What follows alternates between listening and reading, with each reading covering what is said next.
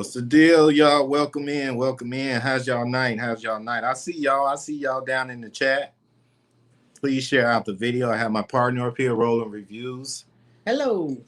And we are coming with, wait. Hold up. We are coming with this interview we are about to do with Miss Nicholas. Yes. Okay, what I need you to do the countdown. Okay.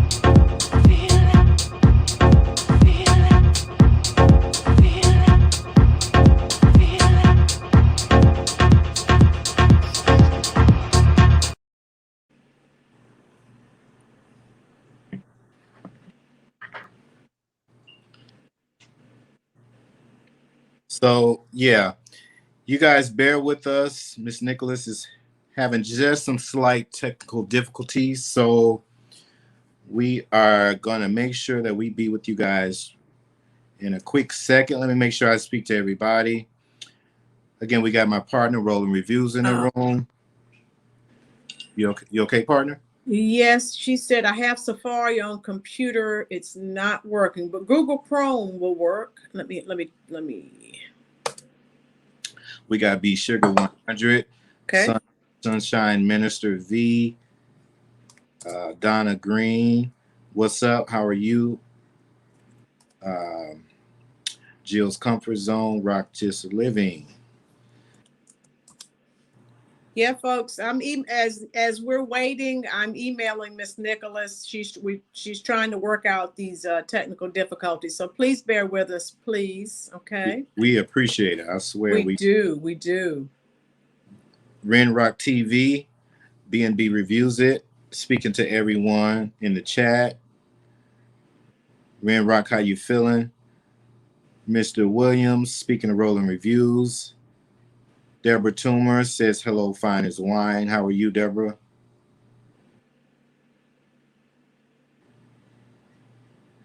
Jill's Comfort Zone, speaking to Ren Rock and Rolling Reviews.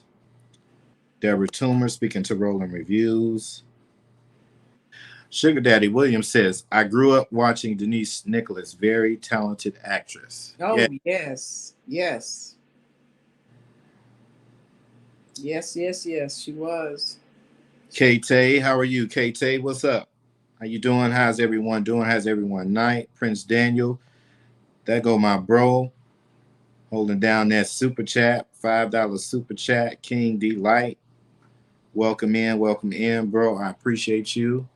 I appreciate everyone. Looks like we have Mrs. Nicholas backstage. Woo! Success. Okay. Boom, Right. she's in here. The only She's problem in is, here. hi, I'm on my cell phone, which is teeny tiny, and I was trying to do it on my laptop, but it's working on my cell phone. That's Oh, totally that's totally fine. You know, I was Okay. gonna tell you that the cell phone is better anyway. Okay. Okay. Well, We're that's where I glad we're am. glad you're here though. You're Thank welcome you. in.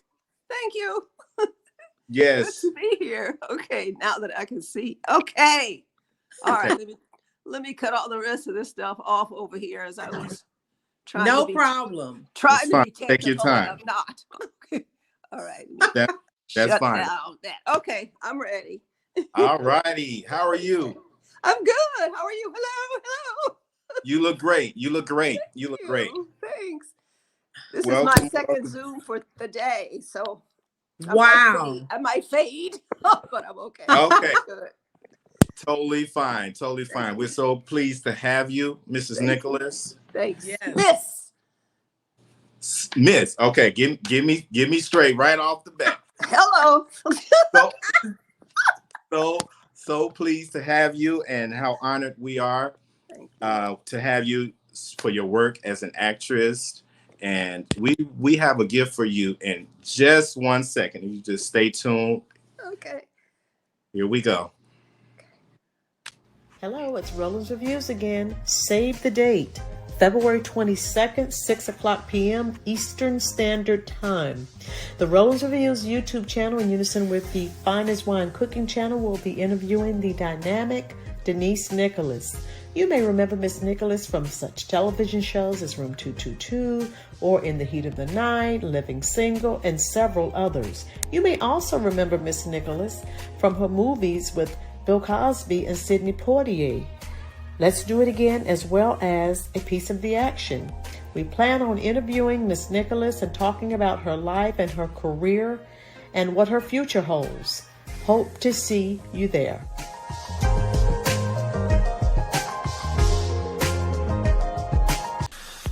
Denise Nicholas is an American actress who has been gracing the TV screens for over 50 years.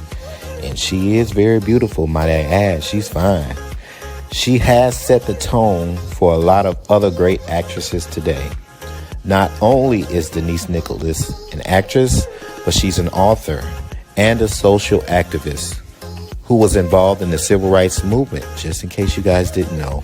It's always been Denise's passion to be a writer. She has more than accomplished that. Her novel, Freshwater Road, is on Amazon right now. She's best known for her role in the hit drama Room 222 for a full 5 seasons, as well as The Heat of the Night and My Wife and Kids. Just to name a few, Denise is a very strong woman who never allowed anyone or anything get in her way from accomplishing her goals and her dreams. Her books have great reviews listed on the Washington Post. Today, we simply want you to know we pour our love upon you, Denise Nicholas, because you are a pure example of how, if you put your mind to anything, you most definitely can accomplish it. Denise Nicholas, we love you, and we thank you for taking time out to join us as we celebrate you, your talent, your charisma, and that beautiful face that you have.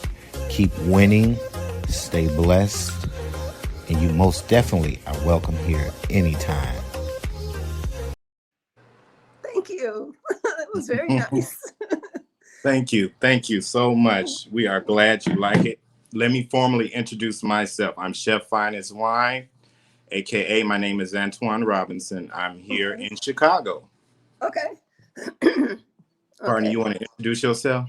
Sure. So I'm the YouTuber that's been harassing you, sending you these emails. So I'm Rollins Reviews, okay? And I just wanted to say, You had a very profound impact on my childhood.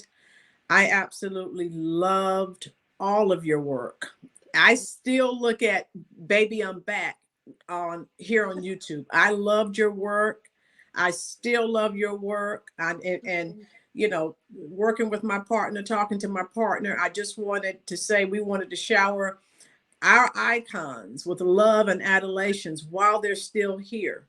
And again, with everything you've done, not just your filmography, everything, I am such a fan. And thank you so much for, you know, granting us this interview. When we talk to our subscribers about, you know, we're going to have Denise Nicholas. Oh my God, they went crazy. And Yeah. they started calling out their favorite Denise Nicholas movies, your guest appearances on shows, which I loved it when you were on Living Single, okay, as well. But just know that you have touched so many lives. And that's why we wanted to, you know, interview you to, you know, learn a little bit more about your life and career and, you know, what you're doing now. That's important. Mhm. Okay. Okay. Yes. Yes, we have a lot of fans in the chat Oh, here yeah. showing their love to you, Denise. Yes. And we again want to thank you for all that you have done. You're amazing. So I just want you to know Yes. that.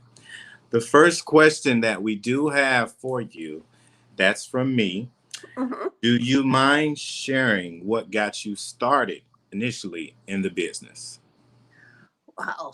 Well, it was, and I'm working on those things in the memoir that I'm writing now, which probably be out in, let me see, 2020, probably sometime in 2023. Okay. I just got the deal to do it a couple of months ago, so I'm working on that, and that's what I'll be working on for the next year or so. Okay.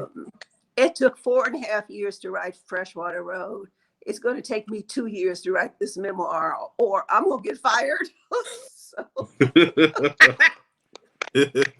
I think my publisher, who did publish Freshwater Road, and I took a long time off when I finished Freshwater Road. I went on book tour.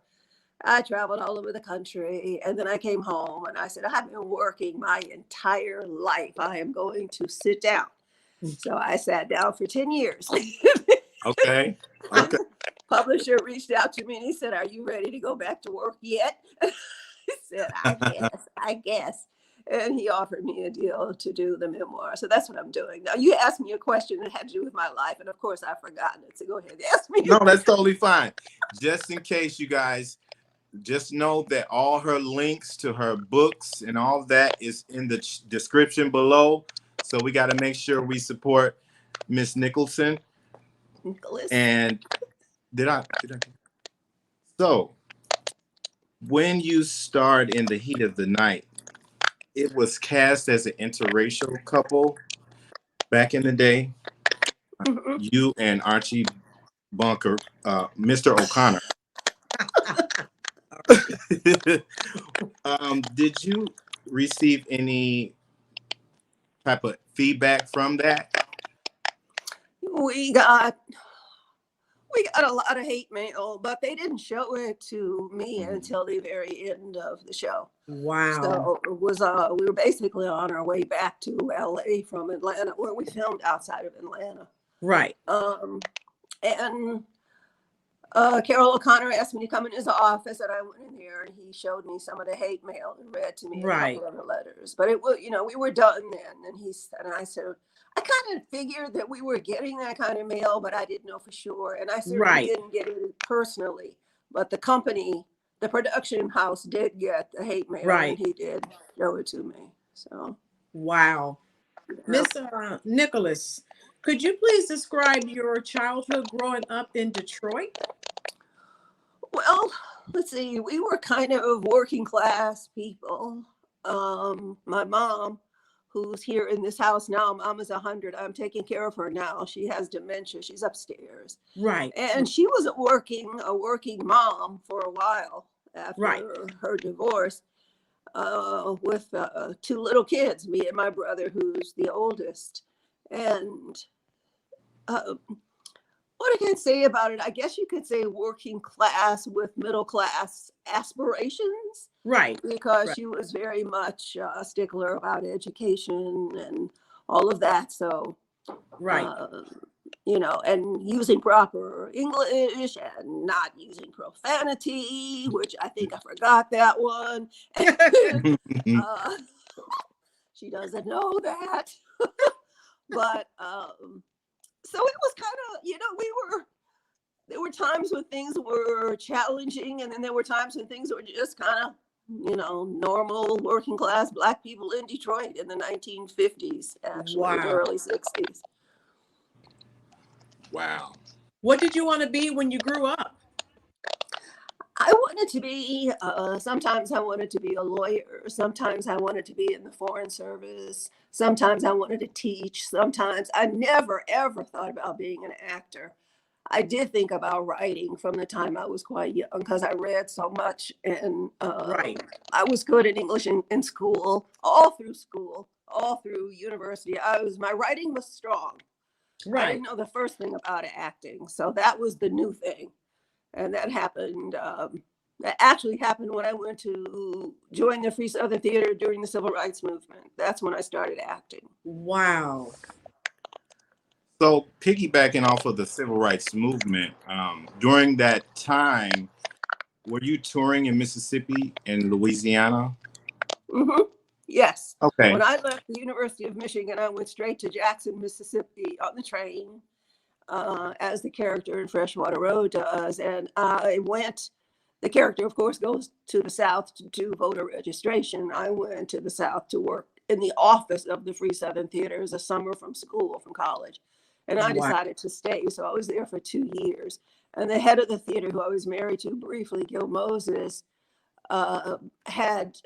we were missing one actor for the first play, which was In White America by Martin Duberman.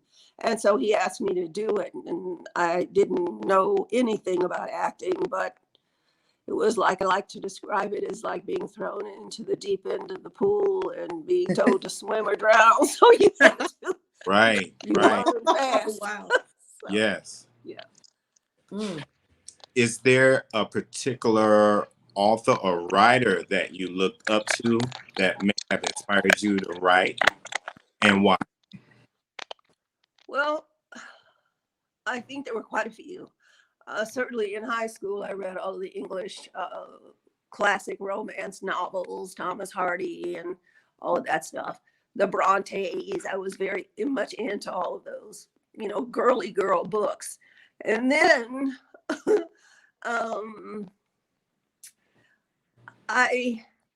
once I got to Mississippi and Louisiana, everything in my mindset began to shift, because it was such a stunning experience and such a lesson in our lives in this country and our history in this country. Wow. And you couldn't ignore it. You couldn't get away from it. It was in your face all the time. And the hatred and the Klan and the white citizens, I saw it all. Oh, And wow. I think it kind of takes your childhood away. It makes you grow up. You know, I think I was 18 when I went to Mississippi. I was a year ahead in school. So when I left Ann Arbor to go down to Mississippi, I was 18, about to turn 19. And I was a freshman at Ann Arbor at 17. So it was, how can I say this? Young people, and I certainly was like this, and I think a lot of the young people who were in the civil rights movement, inside your head when you're that young, you don't think you're going to die. You think you're going to live Right. through everything. Yeah. And even though you see people dying around you, you know, the 3 civil rights workers had disappeared practically the day I got off the train in Mississippi in Jackson in 1964. And you know, in August, they found their bodies. So, I mean, there were other deaths that happened over the course of that summer, and other threats that would have led to death if people hadn't behaved in a particular way. Right. So, you know, it was time to grow up. It was.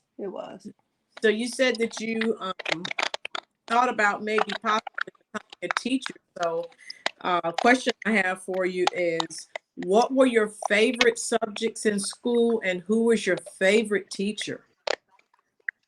Well, well, let me see. Math was not my favorite subject. Mine either. Mine either. Oh God, it was terrible. I was just terrible. But anyway, so at the University of Michigan at that time, if you were not great in math, you could opt out and you could take philosophy. So I took philosophy because after I finished geometry in high school, I was just finished. I said, I can't do it. I don't think that way. I'm never going to think that way. My poor stepfather helped me through it. And when I got to Ann Arbor, I said, please, no math, please, no math. So philosophical thinking is textured like math in a way, in Right. terms of how it makes the brain work. That's very general, but anyway, that's why I took philosophy. And my favorite classes were always literature. And then when I got to Ann Arbor, they were art history classes. I took a lot of art history classes. I was moving once I got there from more social studies kind of format to a creative, an artist format for myself. I was moving in that direction without really knowing that that's what I was doing consciously. It wasn't thinking about it. It was just happening. Right. Okay. Wow. Would you desire to have any of your novels or your books come to life on a TV screen or movie? I wanted to have Freshwater Road on film because it's about voter registration. And here we are again. No, the novel came out in 2005. It got great reviews. And I did try for, maybe 3 or 4 years to get a deal to do it, to have somebody do it on screen. And I wasn't successful at that. And now here we are in 2022 fighting for voting rights again. I mean, it's insane what's going on, but that's what's going on. So Exactly. I agree. the book could come out right now and be perfectly appropriate to the time we're in. Right. What would you most like your fans to know about you? Say that again. What would you most like your fans to know about you? That I have two sides of myself. I'm very serious, thoughtful, relatively good brains. I'm also silly, very silly. Very. You gotta laugh. You gotta laugh to keep from crying, you know? Exactly. There's a question for you in the comment section from Donna. It says, do you think we need more etiquette classes for our young ladies today? Honey, I think we need etiquette classes for everybody. Men, women, old people, young people. People have forgotten manners. They don't know what a manner is anymore. Yes, we need etiquette for everybody in this whole country. Because there's a country full of ill-mannered people there. Yes. Thank you. No one's excluded. No one. No. Yeah. How did you avoid the pitfalls of fame? We commonly hear about, actors and actresses and some of their exploits, some of the negativity that's associated with being a celebrity. How did you avoid that? I don't think I avoid. You don't. Hello. I think she's having some. We can no longer. You muted. Just unmute. Hit your unmute button. Hit this where it says mic. It says mic. Just tap it real quick. Okay, there you hear me now? Yeah. Right. Mm-hmm. Okay. I can't hear you though. You can't hear me? Okay, so leave out and come back in. Leave. Can you testing? Can you hear us? I still can't hear you. So leave out and come back in. Leave. Nothing. Can you hear my partner? Can you hear me? Oh, no, I'm not hearing you at all. Okay, so leave out and come back in. Oh. Leave out and come back in. Mike. Yeah, you just leave the studio. Yeah. That's probably what Are it you is. talking? I still can't hear you. Yeah, leave Yes. out. Leave out. Can you hear us now? Mm-mm. So leave out and come back in. Nope. Leave out and come. Okay, yeah. Okay. So we apologize, you guys. She just having a little technical difficulties. So we are as well, but she'll be right back. Just give us a quick minute. And we do apologize. This is a blessing that we were able to get Miss Denise. Right. She is full of laughter, fun, and got a good sense of humor, I might say. Oh, yes. Thank you, Quincy. Sharing her stories about, civil rights, Yes. that's awesome, that we have people that could tell us about that situation, Right. So let's make sure that we don't miss anybody. We got our Quincy Thomas in the room. Hi, Quincy. What it do, Quincy? That's right. All right. BNB reviews it. Deborah Toomer. Yes, Quincy Thomas, exactly. Things happen. Y'all are doing great. We appreciate you. We got Vicky McConway's Corner. It's all good. It happens to us. Exactly. Thank you for understanding. Thank you all for understanding. Thank you so much. Donna Joyner is nice background. Thank you. Thank you. Okay. Okay. She's back with us. Here we go. All right. StreamYard does that. Okay. Yeah. So just tap your camera real quick where it says camera. Camera. Where's the little camera? Oh, there. Okay. There she is. Yeah. No, don't worry about it. StreamYard does that all the time, Okay. So okay. we just winging it and letting it flow. You know what I'm saying? So okay. We're just telling the fans in the chat how awesome it is that you could share that civil rights movement with us, and how much we appreciate that. That is so important. So the next question I would ask you is, looking back at your career, what would you say were the best highlights of your career? I'd say for sure when I got Room 222, that was huge because I was coming off theater in New York, and I was ready. I mean, I wanted to do theater, but I also wanted to do film. So when the opportunity came and I auditioned, and then they brought me out here to screen test and I got the job, I was euphoric. But I was also scared because it was a whole new world. And I had done like one teeny weeny little thing in New York in TV, but mostly all I'd done was classes and theater. So coming out here alone with no family out here, it was kind of scary. But what saved me at first was the fact that you work so hard on these film shows. And Room 222 was film. It wasn't a studio audience. It was like a little movie. So you were working sometimes 12, 13 hours a day, 5 days a week. So really, by the time the weekend came, all you wanted to do was go somewhere and dance and drink and have fun, and then be back in this, on the sound in the makeup room at 6:30 on Monday morning with bags under your eyes and ice packs. But it was I'm exaggerating, but it was fun. It was a great fun time. So that would be the first. And truly, since that was the one that brought me into the Hollywood thing. And then the last thing I did is as important, and that was In the Heat of the Night. So I knew by the time I finished that series, I was retiring from acting to write full time. So that those two shows bookend my film career, TV career, really, because I didn't do that much film. Right. Miss Nicholas, what was it like working with the great Sidney Poitier?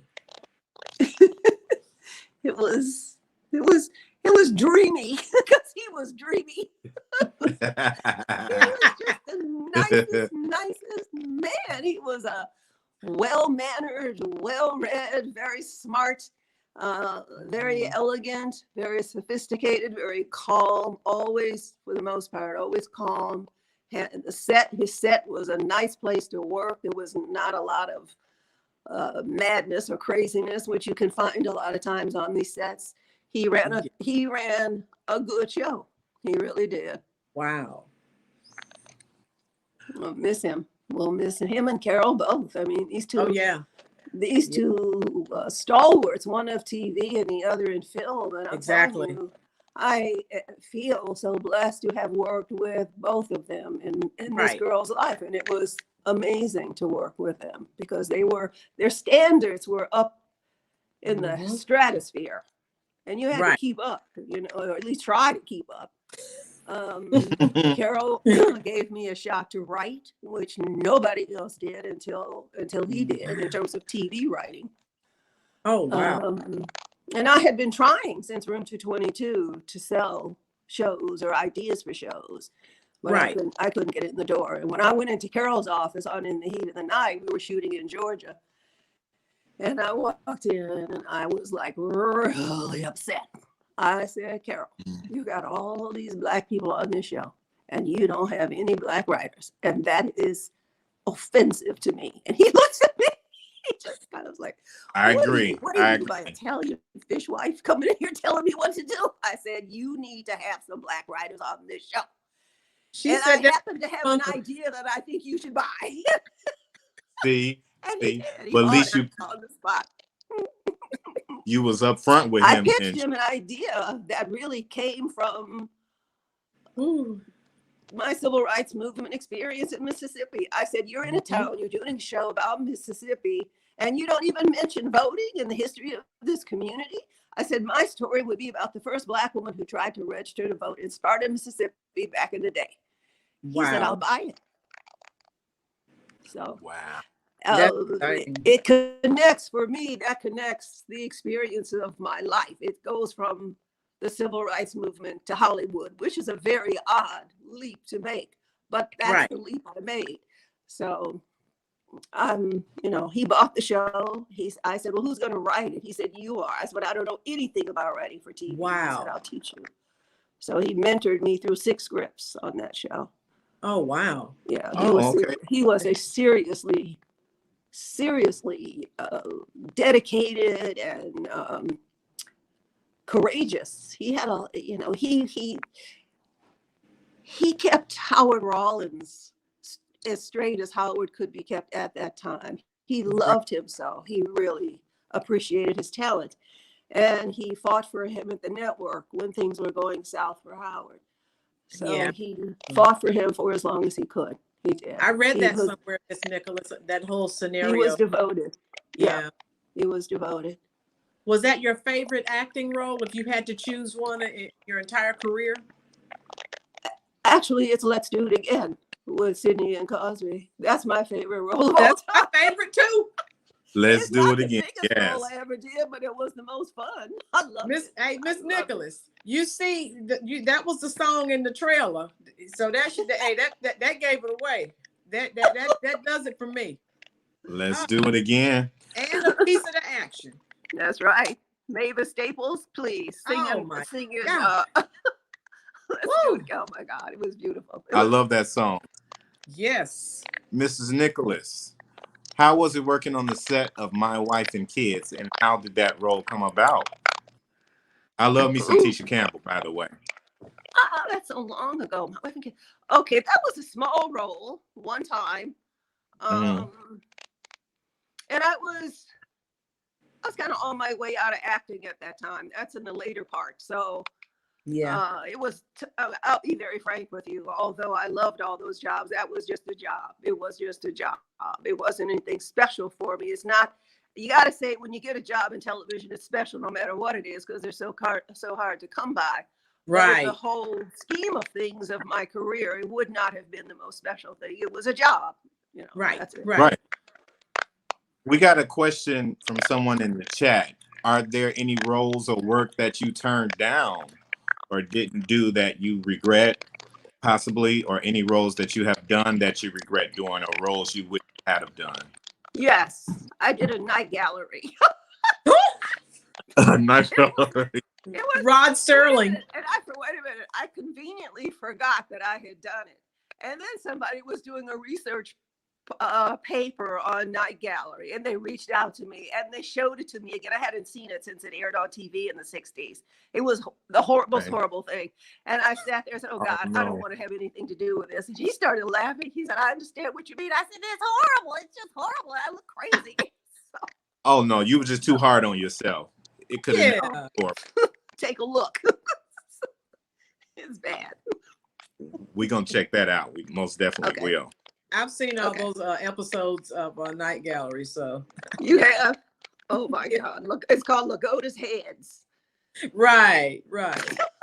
It's been a while since I've seen it. I'm going to have to go back and look at it again. Oh, good luck. Don't tell me about it. Okay. No, ma'am, I won't. Okay, good. Question for you. If you could go back in time, what are 3 things that you would tell your younger self? 3 things. Say again. If you could go back in time, Uh-huh.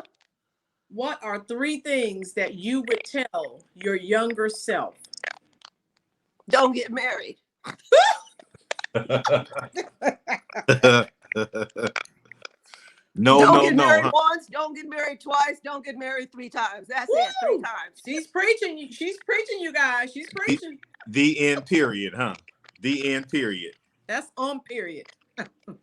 Wow. I wanted to ask you, what are there any actresses or actors that you look up to then or now that you just like admire? Because you did pave a way for a lot of the actresses today, I must say. Thanks. I think because I used to love watching black and white movies from the 40s, the late 30s.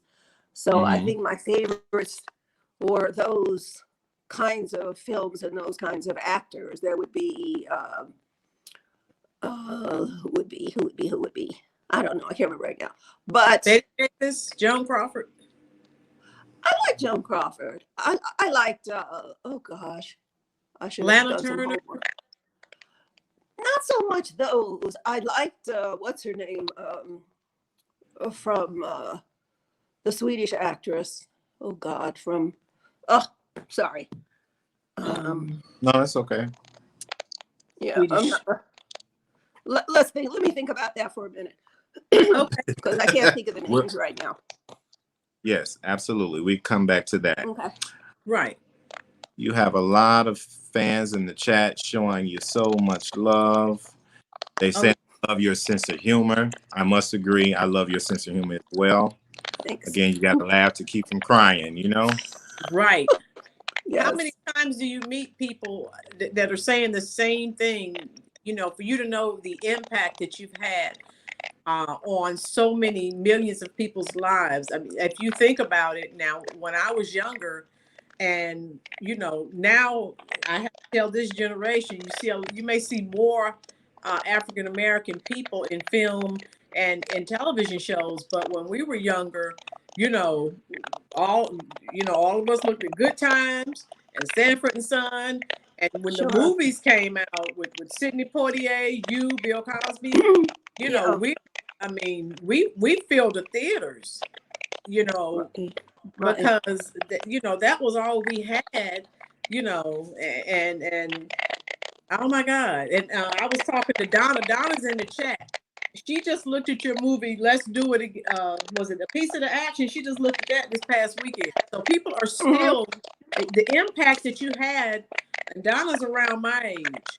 So we're still looking at your films. We're still looking at your shows. That's staying power. That's longevity. That's great. Yeah. So you've made an impact.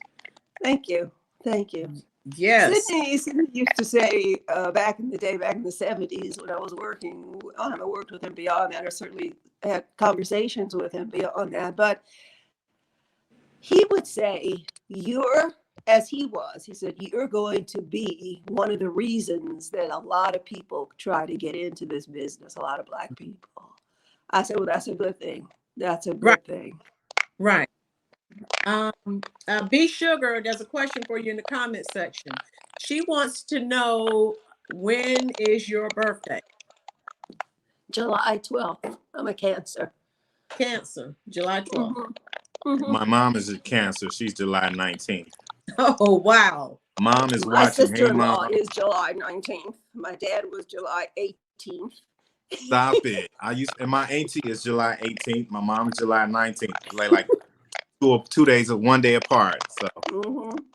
wow. Next question in the chat. Do you have any children? I didn't hear that. Okay. Another question someone asked is, do you have any children? No. So, let's see. We're trying to keep up with the questions. They're zooming by. They coming fast. Yes. Oh, so many people are agreeing with what you said. Don't get married. Oh, wow. You set the chat on fire. With what? I swear. When you said don't get married. Yes, you did. Yes. Yes. Well, I say it because I never was successful at it. Other people have done quite well. I never was able to pull it together. So. Miss Nicholas, there's still time. No, there isn't. Not for me. My daddy told me before he died, now look, you're very smart. You're very good at a lot of things. Marriage isn't one of them, so give it a break. Your dad told you that? That's my dad. Gotta listen to daddy. What would you say is the best thing about your life right now? Wow. Ooh. Wow. Writing this memoir I resisted it for so long because it really is a way of taking stock of your life. That's what a memoir is, as opposed to an autobiography. It's really getting into the weeds of the emotional impact that you have felt and you have put out there in terms of your whole life, its struggles, its successes, and its failures. So that's that. That would be number one for me. What was the rest of it? Basically, what was the best thing about your life right now, currently? So that's the writing is number one, and equally as important as being in a position to bring my mother in here when she needed me to do so. So she was living on her own until just before November 2020. I moved her over here. The pandemic was already happening and I was going to her apartment every weekend to clean and help her and stuff. But it was so exhausting to do it that way. And she was no longer able to take care of the apartment or herself. So I started the process of moving her over here. So I think as difficult as it is, and it is extremely difficult, the fact that I was in a position that I own a home that was big enough to accommodate her needs. And it's not a huge house, but it's it's comfortable. And she has space. She has quite a bit of space upstairs, and I have helpers that come every day to help with her care because it's significant amount of work to take care of a person with dementia. She's also hard of hearing, so it's a lot. It's a lot, but I'm gratified every time there's a smile. Every time, for example, I went up to watch the figure skating on her flat screen up in the big room. Her flat screen. A flat screen. I like figure skating. I watch that often too. I love it. And I remember that she loved it 2 years ago. So I was in her room and I said, let's watch the figure skating. So I turned it on and she was so happy. She loved it and she loved the beauty of it. And and I started clapping, at the end of each performance, like we were in a big audience. And then she started clapping. So it was a fun moment. So it was fun. She remembered that. Thank you for sharing that. Right. Miss Nicholas, our last celebrity interview was with Miss Flo Anthony. And when we told her that we were going to be interviewing you next, she had nothing but wonderful things to say about it. Thank you. Thanks. That's nice. Thank you. Thought you would like to know. Thank you. Yes. Mrs. Nicholas, I'm sorry. Have you dated any famous actors? That's a question in the chat. It didn't come from me. No, not really. Okay. I have, you know what? No, I haven't really dated, like, do you mean like you had lunch with one person twice in 10 years? I've done that. But right. Did I have Okay. a relationship with a famous actor that went on for a bit and amounted to something? Not out here. No. I had to clarify. That wasn't my question. It was a question in the chat. I wasn't trying to get my head bit off.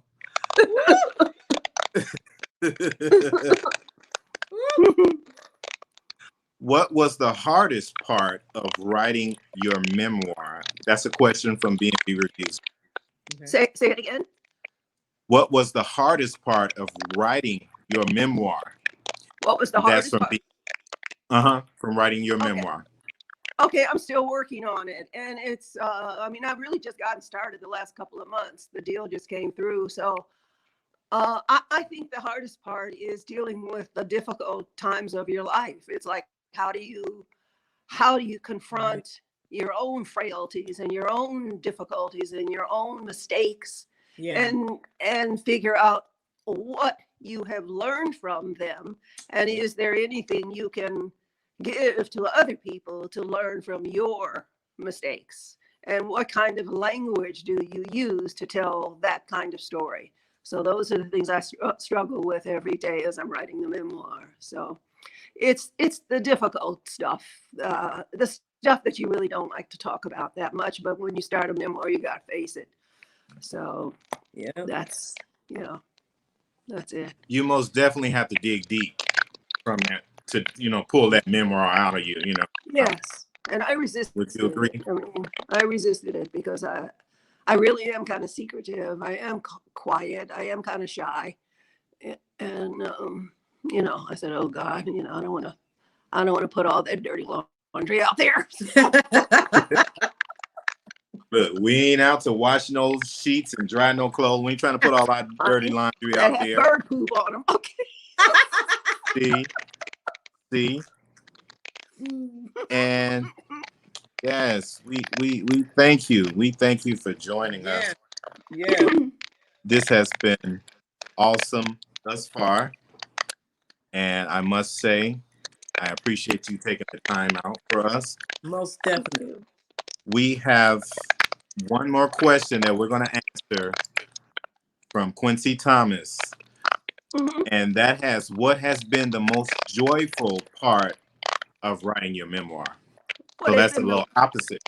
What has been the most joyful part of writing your memoir? Joyful? Did you say joyful? That word dropped. The most joyful part. I think, there's a lot of sadness in this book because my sister Michelle was murdered in New York. So the book opens with that. And that was in 1980. Then what I do in the book is go forward and backward in time. Okay. So the hardest part is talking about Michelle's death. That was never resolved.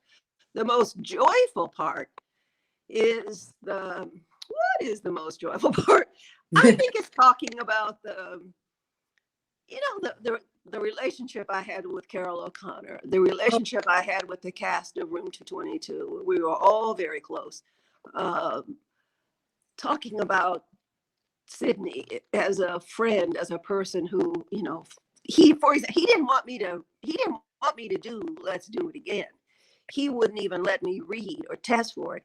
And I was kicking up a storm. And I said, I am an actor and I want to read for this part. And people people can't get past your face. I said, that's an insult. I'm an actor. So What? I said, please, can I just read for it? Because I wanted, listen, biggest disappointment for me in the acting part of my career is that I knew my talent, if I had any talent in that area, was in light comedy.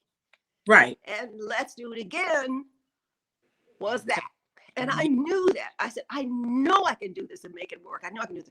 So I did a screen test for him, and he was falling off the camera laughing. Okay, because I put big towels in my boobs. I was there, so I had big boobs, and I had the costume that I end up in the movie in with is the something wig that I partially created. Okay, so Okay.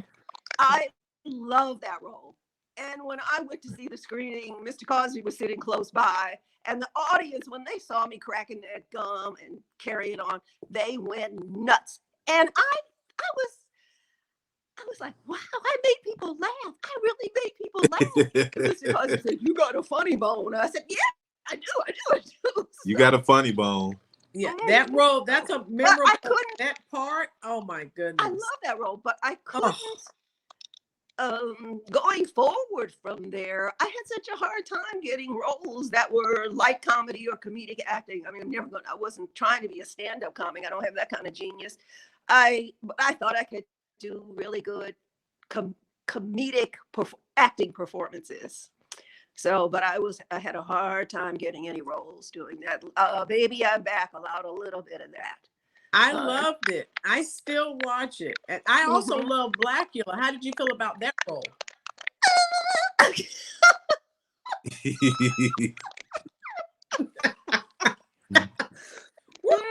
speechless.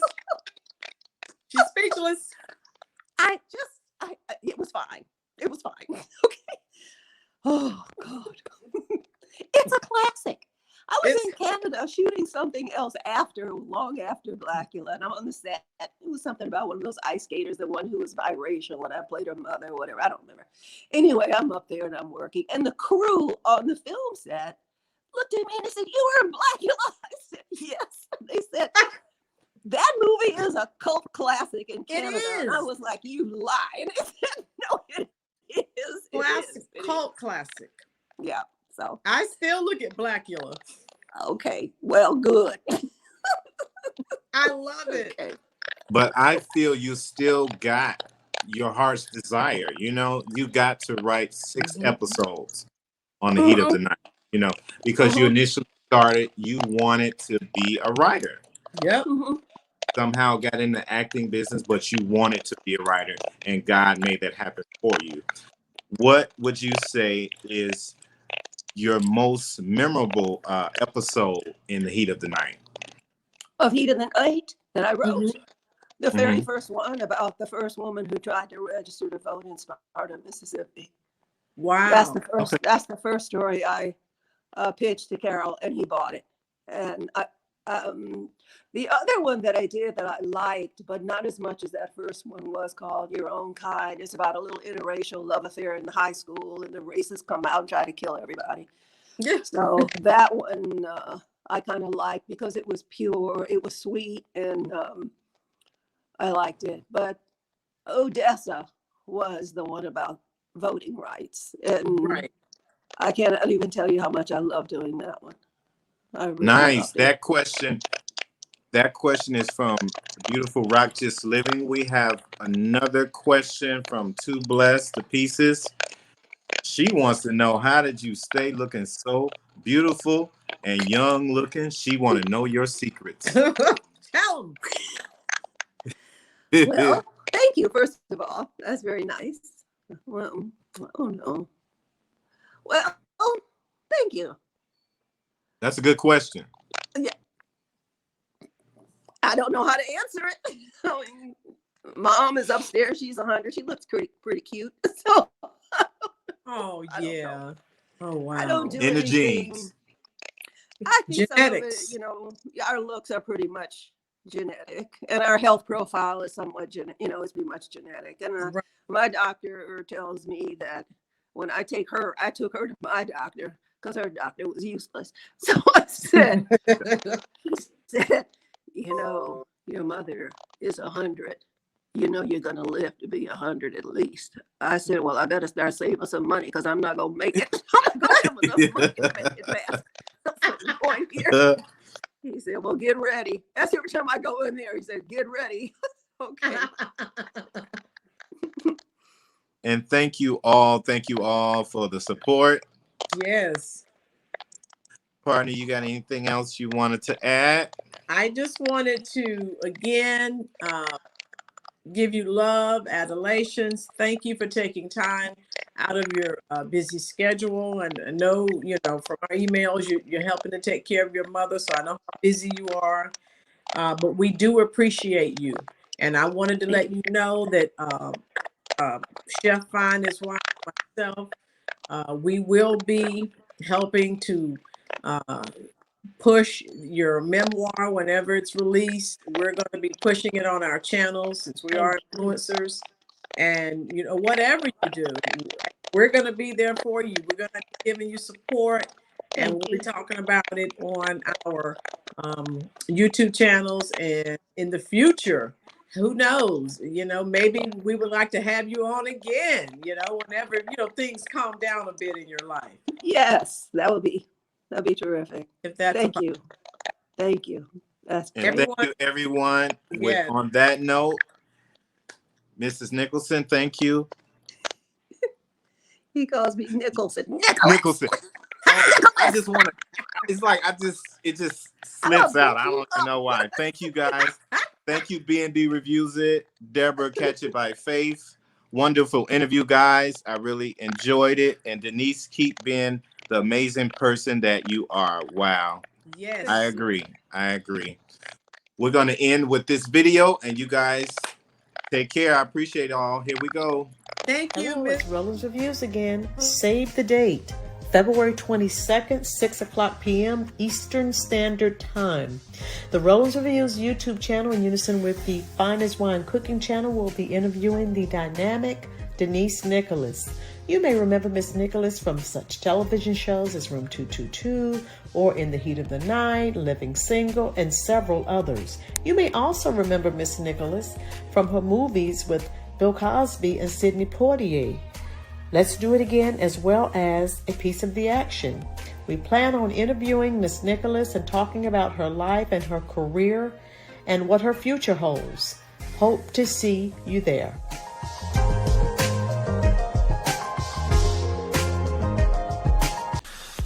Denise Nicholas is an American actress who has been gracing the TV screens for over 50 years. And she is very beautiful, might I add. She's fine. She has set the tone for a lot of other great actresses today. Not only is Denise Nicholas an actress, but she's an author and a social activist who was involved in the civil rights movement, just in case you guys didn't know. It's always been Denise's passion to be a writer. She has more than accomplished that. Her novel, Freshwater Road, is on Amazon right now. She's best known for her role in the hit drama Room 222 for a full 5 seasons, as well as The Heat of the Night and My Wife and Kids. Just to name a few, Denise is a very strong woman who never allowed anyone or anything get in her way from accomplishing her goals and her dreams. Her books have great reviews listed on the Washington Post. Today, we simply want you to know we pour our love upon you, Denise Nicholas, because you are a pure example of how, if you put your mind to anything, you most definitely can accomplish it. Denise Nicholas, we love you, and we thank you for taking time out to join us as we celebrate you, your talent, your charisma, and that beautiful face that you have. Keep winning, stay blessed, and you most definitely are welcome here anytime.